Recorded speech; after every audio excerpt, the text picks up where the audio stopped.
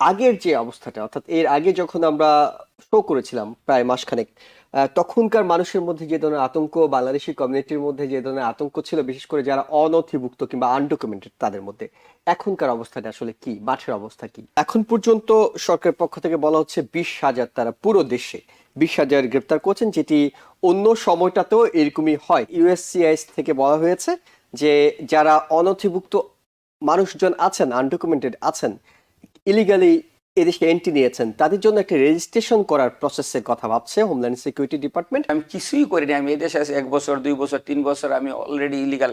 6 month থাকার পর আমি ইলিগাল হয়ে গেলাম। আইনি বিভিন্ন সমস্যা নিয়ে মানুষ আপনাদের কাছে আসছে আসছে এই কারণে যে ইমিগ্রেশন নিয়ে মানুষের মধ্যে এক ধরনের আতঙ্ক আছে, বিশেষ করে আইন না জানার কারণে এই আতঙ্কটা বেড়েছে। আগের যে অবস্থাটা, অর্থাৎ এর আগে যখন আমরা শো করেছিলাম প্রায় মাসখানেক, তখনকার মানুষের মধ্যে যে ধরনের আতঙ্ক, বাংলাদেশি কমিউনিটির মধ্যে যে ধরনের আতঙ্ক ছিল, বিশেষ করে যারা অনথিভুক্ত কিংবা আনডকুমেন্টেড তাদের মধ্যে, এখনকার অবস্থাটা আসলে কি? মাঠের অবস্থা কি? অ্যাকচুয়ালি জুয়েল ভাই, যেটা হচ্ছে আমাদের কমিউনিটিতে আনফরচুনেটলি যতটা না ছিল আইনের প্রয়োগ ওর পাকড়াও, তার চেয়ে অনেক বেশি প্রচার হয়ে গেছিল। আচ্ছা। কেউ কেউ বা কোনো প্রতিষ্ঠান ওর কোনো লোক, আমি যেটা জানি 74-এ কোনো এক স্বর্ণের দোকানে আসছে ইউএস, আই মিন যেটা আপনার হুম। এদেশে এনি বিজনেস, সেটা আপনি স্ট্রিটে ফুড বিক্রি করেন, ওর আপনি বড় অফিস নিয়ে করেন, লাইসেন্স থাকতে হবে সবার। রাইট। এবং সেটা এভরি ইয়ার 2 ইয়ার রিনিউ করতে হয়। আমি খোঁজ নিয়ে জিজ্ঞাসা করছি ওই দোকানে, ওই দোকানে আসলে লাইসেন্স ইন্সপেক্টর, যে ওনাদের লাইসেন্স কবে রিনিউয়াল ডেট এবং অন টাইমে রিনিউ আছে কি না। সময়টাকে পরিচালনা করা হয়েছে। ইমিগ্রেশন অফিসার জ্যাকসন এসে কি বলে হামলা দেওয়া হয়েছে, কাউকে পিক আপ, মানে কাউকে ধরে নিয়ে গেছে। ওই অফিসে আলাপ আলোচনা করলাম, ওনারা বললো না ভাই, আমাদের অফিসের লাইসেন্স চেক করতে আসছিল, শুধুমাত্র সিটিতে গেল। ইয়াস, ভদ্রলোক যখন বেস দেখাইছে, কারো কারোর মধ্যে আতঙ্ক ছিল, মেবি এটা এফবিআই চলে আসছে, মেবি আন্ডার কভার চলে আসে। না, এফবিআই আন্ডার কভার কাজ না, ইমিগ্রেশনের কাজ করা। এফবিআই যদি আপনার আসে, সেটা আপনার ক্রাইম কোনো থাকলে, সেটা আপনার এগেনস্টে যদি কোনো ধরনের ক্রাইম হোক, ওর আপনার এগেনস্টে যদি কোনো ব্যাপার ডিপোর্টেশন থাকে, অর্ডার থাকে। সেটা সেটার জন্য আপনার এফবিআই আসবে না, সেটা আইস আসে, ইমিগ্রেশন পুলিশ আসবে আপনার কাছে, এবং তাদের ইউনিফর্মই থাকে আলাদা। আর সকাল 10টায় আইসা লাইসেন্স দেখতে আসবে না ওরা।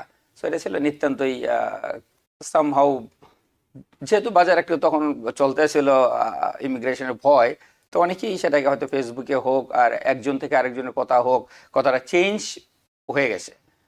ছিল সিম্পল জিনিস, ওটাকে অনেকে জটিল করে ফেলছে। তখন মানুষের মধ্যে একটু আতঙ্ক বেশি ছিল। অনেস্টলি সেরকম কোথাও কিছু এখনো শুরু হয় নাই। ইয়েস, এরকম ধরপাকড় এই দেশে আজীবনই ছিল।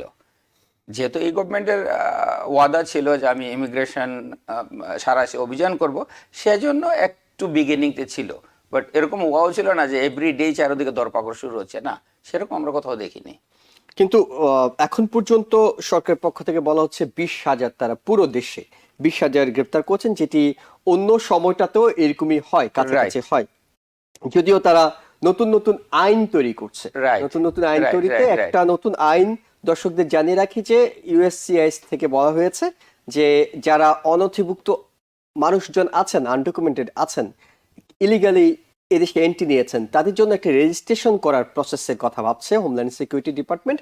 এবং এই প্রসেসটা শিগগিরই তারা ইউএসসিআইএস এর ওয়েবসাইটে দিয়ে দেবেন, যেখানে গিয়ে আপনার ঠিকানা, আপনার টেলিফোন নম্বর, আপনার বয়স, যাদের বয়স বিশেষ করে 14 বছরের বেশি, তাদের সবাইকে এই ধরনের একটা রেজিস্ট্রেশন করতে হবে। সেই প্রক্রিয়াটা মাধ্যমে একটা ডাটাবেসের মধ্যে সবাইকে নিয়ে আসার একটা পরিকল্পনা চলছে। এটি এখনো শুরু হয়নি, এটি শুরু হবে, তবে হোমল্যান্ড সিকিউরিটি ডিপার্টমেন্ট বলছে তারা এই ধরনের একটা প্রক্রিয়ার মধ্যে দিয়ে যাচ্ছে।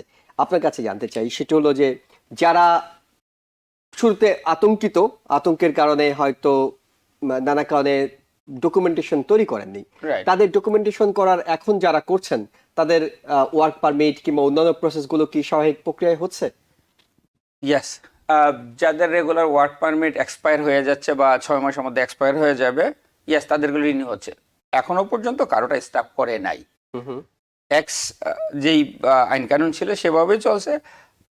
আমরা যেটা বিগিনিং আগেও বলছিলাম যে লেটস সি, এই দেশে অনেকেই আমরা আসি, কোনো ধরনের ডকুমেন্টে আমরা আসি নাই আন্ডারে। আমাদের এই গভর্নমেন্ট আলাপ আলোচনা করার আগে থেকেই আমরা কয়েক মাস যাবত কিন্তু বলতেছিলাম যে এরকম একটা হচ্ছে, এরকম একটা হবে। সো সবাইকেই আমরা বলতেছিলাম যে কোনো না কোনো প্রক্রিয়ায় চলে আসেন। যে আমি কিছুই করিনি, আমি এই দেশে আছি 1 বছর 2 বছর 3 বছর, আমি অলরেডি ইলিগাল, 6 মান্থ থাকার পর আমি ইলিগাল হয়ে গেলাম। তো ইলিগাল হওয়ার পর কি হচ্ছে, আমি ফুললি ইলিগাল।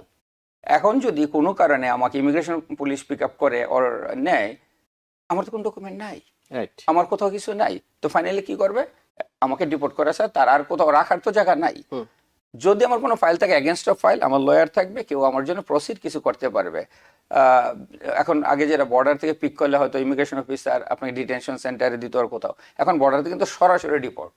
যদি কেউ বর্ডারে এখন কাউকে পিক আপ করে ইমিগ্রেশন অফিসার, ওরা কিন্তু কোনো ডিটেনশন আর নিয়ে আসে না, ওই জায়গা থেকে সরাসরি ডিপোর্ট। এটা হচ্ছে সব। এর জন্যই যাদের এতদিন যাবত অনেকেই চিন্তা ছিলেন যে করবো না, যদি এই দেশে থাকেন কোনো না কোনো একটা আইনি প্রক্রিয়ায় চলে আসেন, আপনার কোনো না কোনোভাবে একটা ফাইল করেন, সেটা আপনি অ্যাসাইলাম চান, আপনি যদি ম্যারেজ কেসে যান অর এনিথিং, আপনি যা করতে চান, কোনো একটা ডকুমেন্ট, আপনার একটা ফাইল ক্রিয়েট করেন এই দেশের। যে এখন গভর্নমেন্ট চাচ্ছে যে ফাইল হোক, গভর্নমেন্ট যেটা চাচ্ছে ইয়েস টুডে এন্ড টুমোরো হবে, বাট কতজন মানুষ আমার অবৈধ আছে, কতজন মানুষের কি অবস্থানে আছে, সেটা গভর্নমেন্ট চাচ্ছে। নিউ ইয়র্ক থেকে সম্প্রচারিত TVN 24 টেলিভিশন বিশ্বজুড়ে বাঙালির কণ্ঠস্বর।